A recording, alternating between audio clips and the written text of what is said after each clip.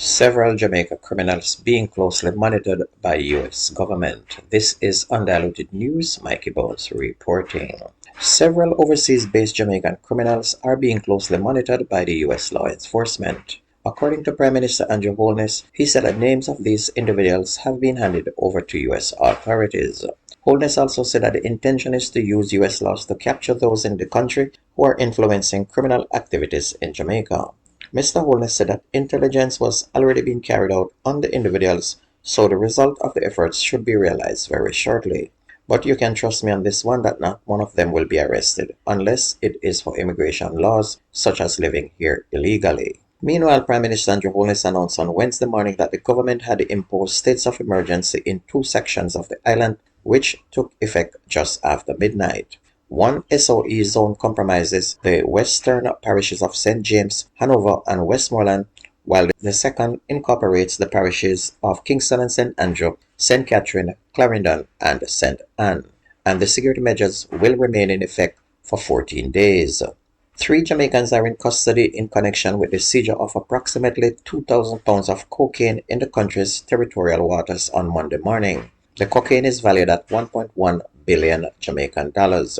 The Jamaica Defense Force reported that about 4:15 members of the Maritime, Air and Cyber Command intercepted a vessel transporting 19 large and carefully prepared bales of cocaine. The Coast Guard said 521 kilograms of cocaine with a street value of 1.3 billion was seized on the fishing vessel. The cocaine was reportedly being transported from Colombia, and the 3 people aboard the vessels were detained.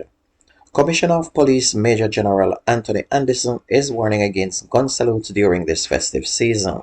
General Anderson says gun salutes are illegal and persons who engage in the practice can be charged under the new Firearms Act. You do not want to be using your gun, whether illegal or legal, in any way. Just no gun salutes, he said. With an increase in incidents of robberies during this season, the police said that they are increasing their vigilance. Head of the Corporate Communications Unit of the Jamaica Constabulary Force, Senior Superintendent Stephanie Lindsay, said that intelligence supported by operation teams are being used to counter the plan of the thieves. She is also encouraging business and homeowners to remain vigilant and take all necessary steps to safeguard their lives and property. In the meantime, Commissioner Anderson said that the police will be patrolling town centers to ensure persons are safe during the holiday period. He said that they'll be out there to create a safe environment for people who are going about their business.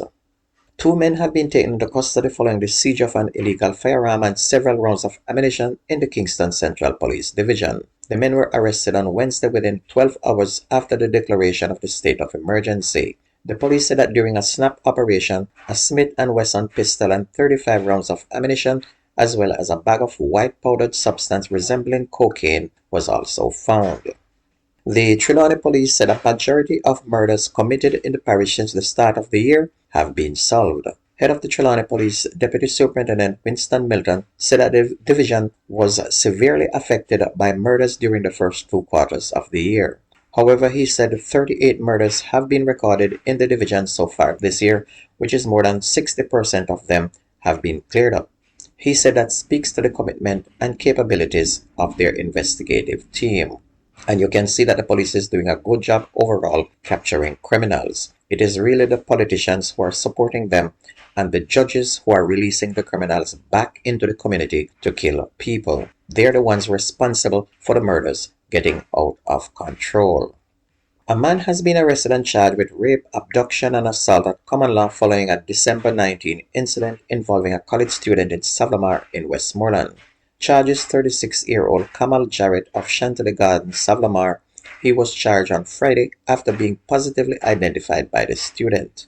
Reports are that about 7:10 p.m. on Monday, December 19, the 18-year-old girl was walking along the roadway towards the White House bus park when a white Toyota motor car drove up beside her, and it's alleged that the driver rolled down his window, brandishing a firearm, and pointed it at her.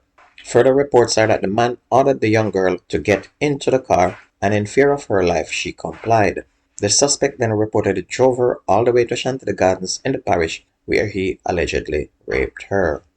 A man was shot dead on Monday night at a bar in Williamsfield in St. Elizabeth. He has been identified as 34-year-old mechanic Shanji Foster. It is said that about 9:20, Foster was standing inside the bar when a man entered and shot him. Foster ran from the bar and was later found on Williamsfield Main Road.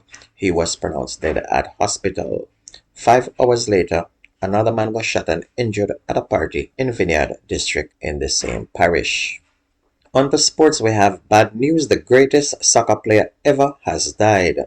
Pele, the Brazilian king of soccer who won a record 3 World Cups and became one of the most commanding sports figures of the last century, he died yesterday. He was 82. The standard bearer of the beautiful game had undergone treatment for colon cancer since 2021. He had been hospitalized for the last month with multiple ailments.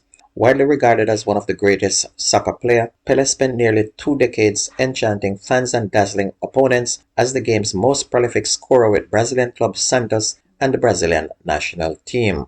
And he carried Brazil to soccer's heights and became a global ambassador for his sport in a journey that began on the streets of Sao Paulo State, where he would kick a sock stuffed with newspaper or rags. And that was what he started out with. Then he made his ball out of socks and newspaper. Became the greatest soccer player ever. Walk good, Pele. Joseph Joe Mercer Marley, son of Stephen Marley and grandson of Bob Marley, died on Tuesday of a reported asthma attack, according to South Florida radio station. The 31-year-old was allegedly found unresponsive in his motorcar at an undisclosed location in Florida. Shortly after the news broke, Minister of Culture, Gender, Entertainment and Sports Olivia Babsy Grange expressed sympathy at the young entertainer's sudden passing. Ms. Grange further extended her condolence to the singer's family, noting that his contribution will be missed in the music fraternity. And this next story is quite startling. A local footballer accused of snatching his teammates' monthly wage and forcing him to make false report to the club's administration has been charged. 19-year-old Devontae Walker of a Kingston address has been charged with assault at common law, being in possession of a prohibited weapon, using a prohibited weapon to commit a felony, and conspiracy. And it is said that a player, after receiving his check, had placed it in his pocket and left his belongings in the player's changing room. When he returned, the check could not be found. 15 minutes later, Walker was seen on CCTV footage cashing the missing checks at wholesale, and he reportedly threatened the complainant with a gun and forced him to report to the club that the money had been returned. He also allegedly told him not to return to training. Walker's court date is now being arranged, and you can see that this boy is a dangerous boy. He should not even be playing any kind of sports because that doesn't do him any good. In the meantime, I want to take time out and say Happy New Year to everyone, and we hope that if you go out tonight or tomorrow or over the weekend, you will play it safe. We will like to have you back here in 2023. So on behalf of all of us at this radio station, we say Happy New Year and God's blessings to you in the coming 2023. This is Father Bones, Icon.